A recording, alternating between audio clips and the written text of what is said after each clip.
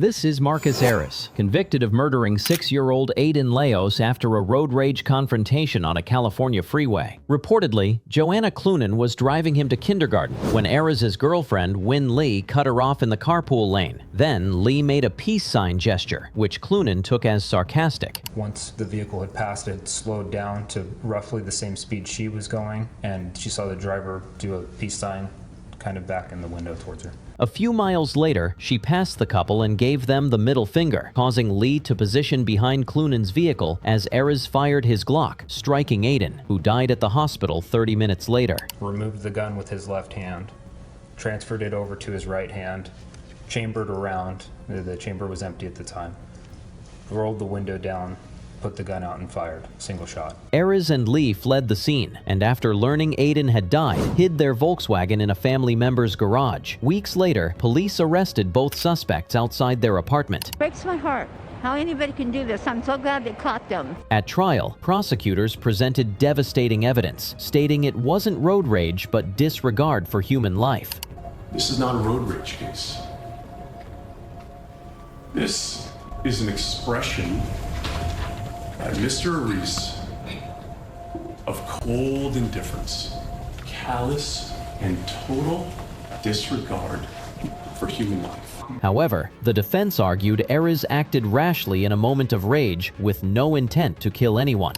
He had no hindsight and no clue as to the consequence of his actions in the moment, and he had no malice and he had no intent. The jury deliberated and returned with their decision. We, the jury, in the above entitled action, find the defendant Marcus Anthony Ariz guilty of the murder, guilty of the crime of murder in the second degree. Before sentencing, Ariz addressed Aiden's mother.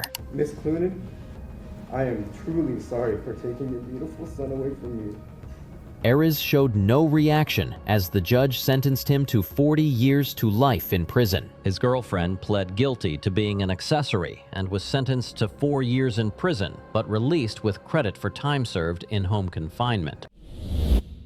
This is Jeremy Webster, convicted of opening fire on a family during a road rage confrontation in Colorado. Reportedly, Bigelow was driving her 3 sons to a dentist appointment when she tried to pull over for an emergency vehicle, but Webster became angry and yelled at her for entering his lane. Instead of driving away, he followed her into the dental office parking lot, stepped out of his vehicle, screamed at her again, then pulled a gun. And I yelled to the boys, "He's got a gun, run." And then I heard the gun go off and I dropped to the ground. I was shot again in the head. After shooting Bigelow, he then fired at her children. One was critically injured, another escaped, but the bullets claimed the life of Vaughn. He knew exactly what he was doing, and he should be held accountable. Webster fled the scene after the attack, but was captured later that day after his license plate was traced through nearby surveillance cameras. At trial, his defense insisted he was in the midst of a psychotic episode and not in control of his actions.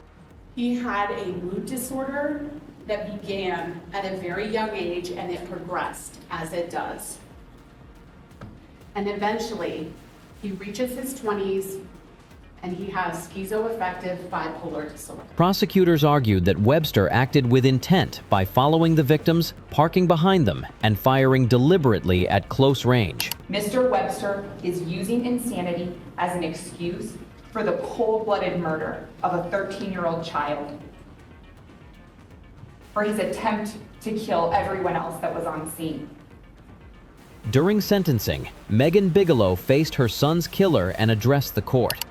His friends are graduating high school right now and going to college. And every time I get one of those graduation cards, I burst into tears. Then the jury returned with their decision. We, the jury, find the defendant, Jeremy Webster, guilty of attempt to commit murder in the first degree after deliberation.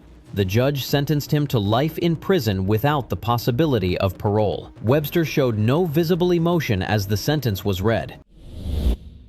This is Tyrese Harris, convicted of second-degree murder after a road rage confrontation turned deadly in New Hampshire. Reportedly, Harris cut off 45-year-old Jamal Kardakovich while driving, triggering him to honk his horn, and Harris responded by throwing an eyeglass cleaner bottle at the man's truck. His son said that this car basically cut him off and he was making stop-and-go moves, kind of provoking him. Kardakovich then stepped out of his vehicle, approached Harris's car, and spat in his face. Seconds later, Harris pulled out a gun and shot Kardakovich point blank in the face. Inside the truck were his son and nephew, who saw the whole thing. As he approached the vehicle, he was shot.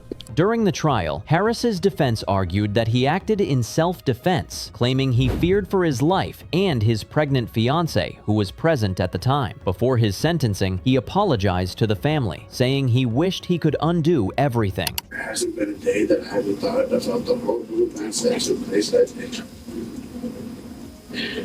An apology can't possibly do any justice to what has happened. The victim's daughter takes the stand to address the court. Growing up, I always dreamed of my father there by my side through all my milestones. To wake up this morning and every day for the rest of my life, I'd lose my father, my anchor, and my dream. The jury found him guilty on all counts, and Harris stood still and sad as the judge sentenced him to 25 years to life in prison. This is Dean Capsalis, convicted of murder after a road rage confrontation turned deadly in Belmont. Shortly before the incident, Capsalis and Henry Tapia had exchanged angry gestures over a turn signal before both men pulled over and argued until Tapia began walking back to his car. But before he could get in, Capsalis shouted a racial slur, drove at Tapia, and dragged him some distance, then fled the scene. No, he was just in pain. He said, I'm in a lot of pain. I'm having a hard time breathing. Reportedly, Tapia later died at a hospital, and Capsalis turned himself in 30 minutes later. At trial, Capsalis' defense claimed it was an accident, but evidence from a Ring doorbell camera proved otherwise. There was a Ring doorbell near the scene of this incident, and it captured the audio of the interaction between the victim and the defendant. The defendant can be heard calling the victim a series of derogatory terms. The jury found him guilty on 3 counts, including second-degree murder. Before sentencing, Capsalis apologized for using such a horrible word. Language like that is disgraceful, and I'm very ashamed of myself for using such horrible words. The judge noted they were adults who should have handled it better. Both men should have known better. They were both grown-ups. The judge then read the sentence. Sorted by the court that on count 1, you've been punished by confinement at the Susan Baranowski Correctional Institution for life, with the possibility of parole after 15 years.